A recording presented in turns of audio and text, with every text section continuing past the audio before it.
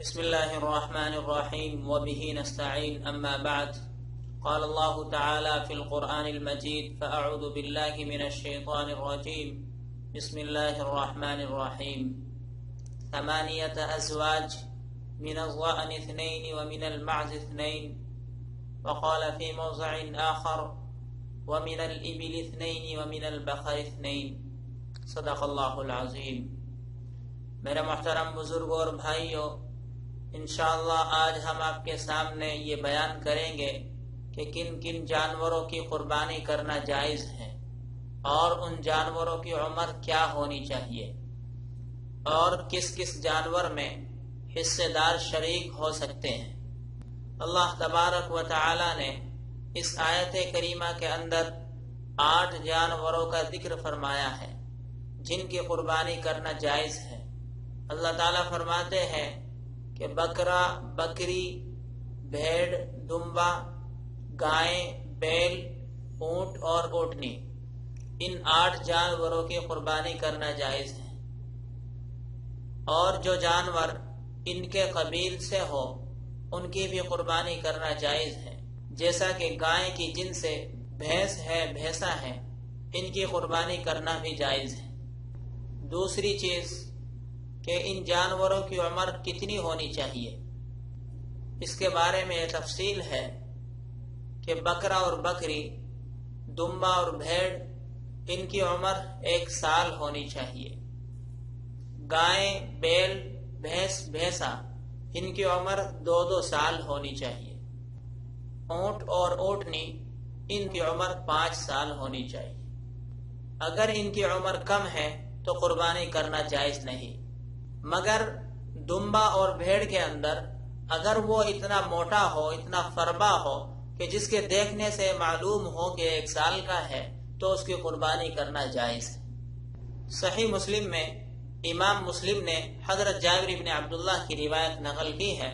حضرت جابر بن عبداللہ فرماتے ہیں کہ نبی علیہ السلام نے ارشاد فرمایا، اپنے قربانی کے جانوروں کے اندر مسنہ کا خیال رکھو۔ مسنہ کہتے ہیں کہ ان کی عمروں کا خیال رکھو۔ اگر اس طرح کے جانور ملنا مشکل ہو، دشوار ہو، تو اس صورت میں 6 مہینے کی بھیڑ یا دمبے کی قربانی کر سکتے ہیں، بشرطے کہ وہ فربا ہو، موٹی ہو۔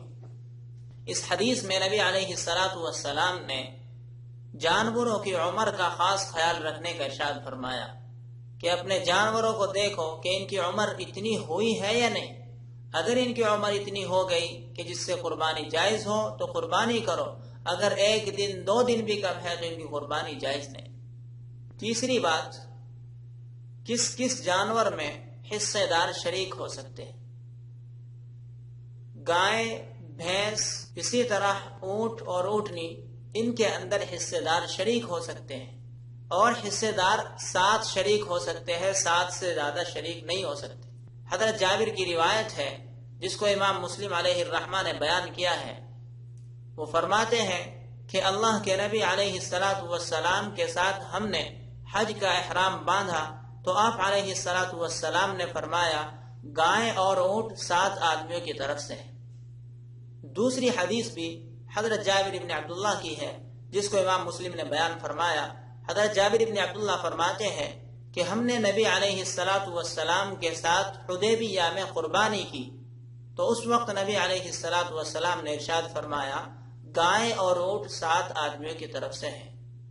ان حدیث سے معلوم ہوتا ہے کہ ان جانوروں کے اندر 7 آدمی شریک ہو سکتے ہیں، 7 سے زیادہ شریک نہیں ہو سکتے، ہاں اس سے کم شریک ہو سکتے ہیں۔ بکرا، بکری، بھیڑ، دمبا، ان کے اندر حصے دار شریک نہیں ہو سکتے، یہ 1 آدمی کی طرف سے ہوگا۔ اس تعلق سے حضرت ابن عباس رضی اللہ عنہ کی ایک روایت ہے۔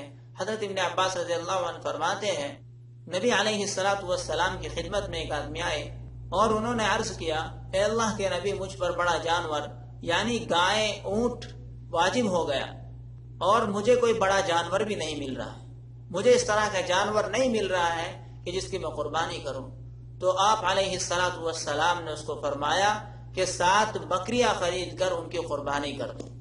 اس حدیث سے معلوم ہوتا ہے کہ 1 بکری 1 حصے کے برابر ہے، جس طرح اس اونٹ میں 7 آدمی جمع ہو سکتے ہیں، 7 حصے ہو سکتے ہیں، اس طرح یہاں پر نبی علیہ السلام نے ان کو 7 بکری فرمائی۔ اسی طرح حضرت ابن عمر رضی اللہ عنہ فرماتے ہیں کہ ایک بکری ایک آدمی کی طرف سے ہے۔ اب یہاں اس قربانی کے لیے جس کے اندر حصے دار شریک ہو، کچھ باتیں بہت اہم ہیں۔ نمبر 1، تمام حصے داروں کی نیت رضائے الہی ہو۔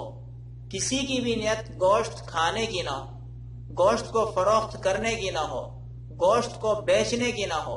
اگر کسی ایک کی نیت بھی گوشت کھانے کی ہوئی یا گوشت کو فروخت کرنے کی ہوئی تو اب تمام کی قربانی صحیح نہیں ہوگی۔ نمبر 2، تمام شرکا مسلمان ہو۔ اگر ایک بھی غیر مسلم ہوا تو اب بھی تمام کی قربانی صحیح نہیں ہوگی۔ نمبر 3، حصے 7 ہو، 7 سے زیادہ نہ ہو۔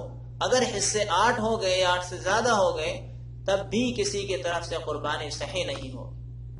تو اس لیے ہم اپنی نیت درست کریں۔ اپنی نیت یہ کریں کہ ہماری اس قربانی سے اللہ راضی ہو جائے۔ رہا گوشت کھانے کا مسئلہ، جب آپ قربانی کریں گے گوشت تو آپ کو ملے ہی گا۔ اگر آپ کی نیت اللہ کی رضا ہوگی گوشت تب بھی ملے گا، اگر آپ کی نیت اللہ کی رضا نہیں بلکہ گوشت ہوگا گوشت تو تب بھی ملے گا، لیکن آپ کو قربانی کا ثواب نہیں ملے گا، آپ کی قربانی بھی ادا نہیں ہوگی۔ اس لیے ہم اپنی نیت اللہ کی رضا کے لیے کریں، ہم اپنی نیت صحیح کریں۔ اللہ تبارک و تعالی ہمیں نیت صحیح کرنے کی توفیق عطا فرمائے، ہماری قربانی قبول فرمائے، ہمارے اس خون بہانے کو قبول فرمائے، ہمارے عمل کو قبول فرمائے۔ آمین۔ وآخر دعوانا ان الحمد للہ رب العالمین۔